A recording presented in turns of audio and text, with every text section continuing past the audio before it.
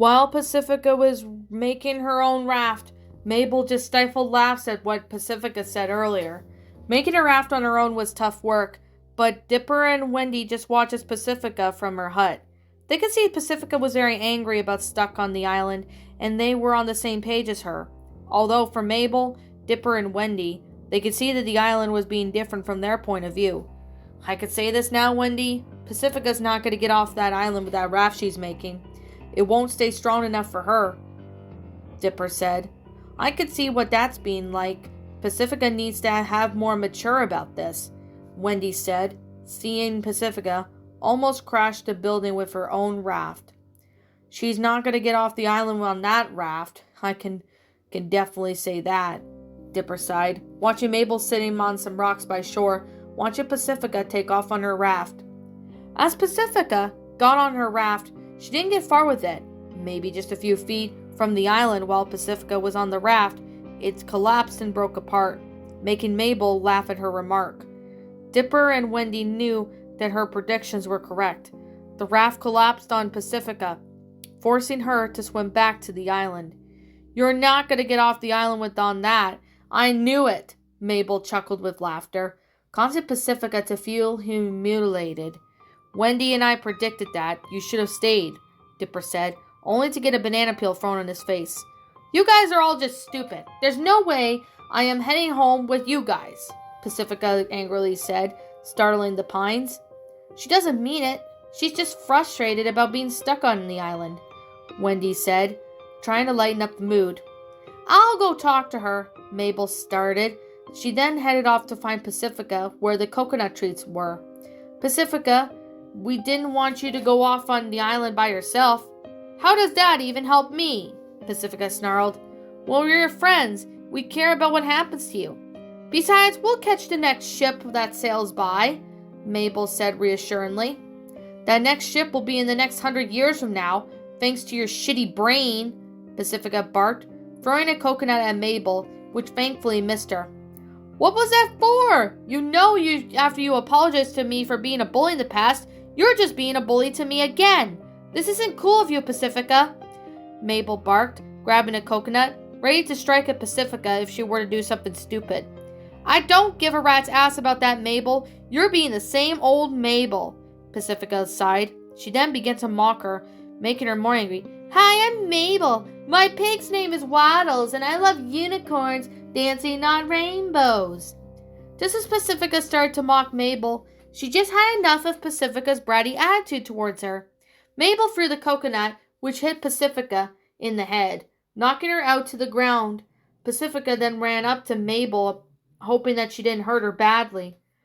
Oh my God, Pacifica, I'm so sorry. I didn't mean to hit you, Mabel said in a panicked state. Just as Pacifica woke up, she slapped Mabel across the face angrily. You threw a coconut at me, so who's being a bully now? Pacifica scoffed, getting up and walk away from Mabel. I can't believe I'm saying this, but I wish you were dead, Pacifica shouted the last word, before running off back short, causing Mabel to get hurt. When the girls got back to their hut, Dipper could see Pacifica angrily stormed inside the hut. Dipper wondered what Pacifica was angry about. That's when Mabel ran inside the hut crying. Wendy, did you see Pacifica angrily storm in the hut? Dipper asked, feeling his parent a piece of fruit. Yeah, Mabel ran inside crying. I wonder if Pacifica hurt her or something, Wendy replied. Maybe I should go talk to Pacifica, and you go talk to Mabel. We both got to get to the bottom of this, Dipper said, as he and Wendy both split up to talk to the girls. After about 20 minutes, Dipper and Wendy both walked out of the hut. They had talked to Pacifica and Mabel about what happened, so both girls explained their situation and stories to them, which kind of took a toll on them.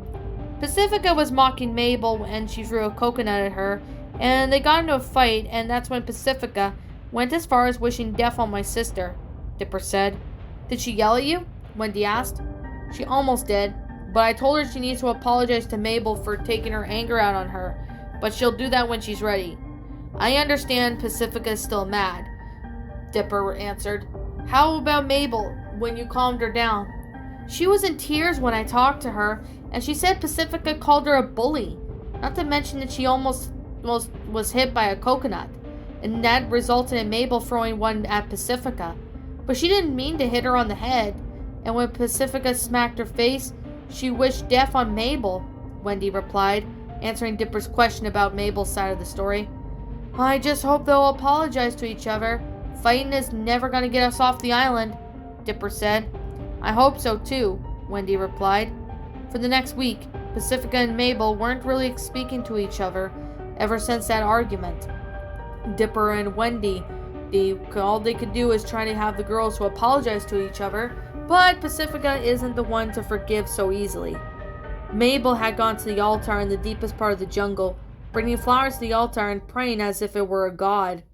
However, Pacifica still hadn't had the decency to forgive Mabel, even apologize to her yet, and this was worrying everyone. While everyone was still exploring the island, Mabel and Dipper were at the beach, collecting shells. This one will be perfect, Dipper said, showing Mabel a seashell she found.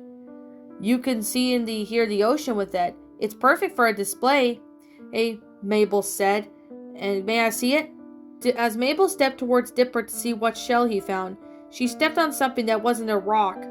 When Mabel failed to realize what she stepped on was a poisonous fish, as soon as she stepped on the stonefish, she felt a lot of pain in her feet. Mabel, what happened? Dipper asked, seeing Mabel limping towards the sand. Mabel, answer me. What happened? What did you step on? Dipper asked, now worried for his sister. A poisonous fish. Mabel muttered the words out, feeling a lot of pain. What happened, Dips? Wendy asked, seeing Dipper with Mabel on the beach. Mabel stepped on a poisonous fish. I believe it's a stonefish, Dipper answered, nearly coming close to having a breakdown. It does look like she stepped on a stonefish, and we don't have any antibiotics for it. Wendy sighed sadly. Then Pacifica showed up. Mabel, what happened? Pacifica asked, now sounding worried for her friend. She stepped on a stonefish, which is a very poisonous fish, Dipper answered, seeing that though it made Pacifica's heart sank into darkness. When she wished death on Mabel due to them having an argument, she didn't want Mabel to die like this. However, if she did, Pacifica would be living with regret for the rest of her life. There's got to be something we could do to save her, but how? Pacifica questioned. We have no doctors here, but I'm no doctor or expert, but Mabel may die from the poison, Wendy said sadly. Take me, Mabel said quietly, catching everyone's attention. I think my sister's trying to say something, Dipper said, catching his friend's and his wife's attention. Take me to God, Mabel spat out. The forbidden part of the jungle, the God is there? Wendy said, realizing what Mabel is saying. I hate to break the rules of the island, but if there's a God there, it may save Mabel's life. I'm sorry to break this rule, Grunkle Stan, but this is just for Mabel. Mabel knew, by the way, who can show us if she's too weak to walk? Pacifica asked. Spock can. Spock! Wendy called. The falcon flew down from the hut and landed on Wendy's arm.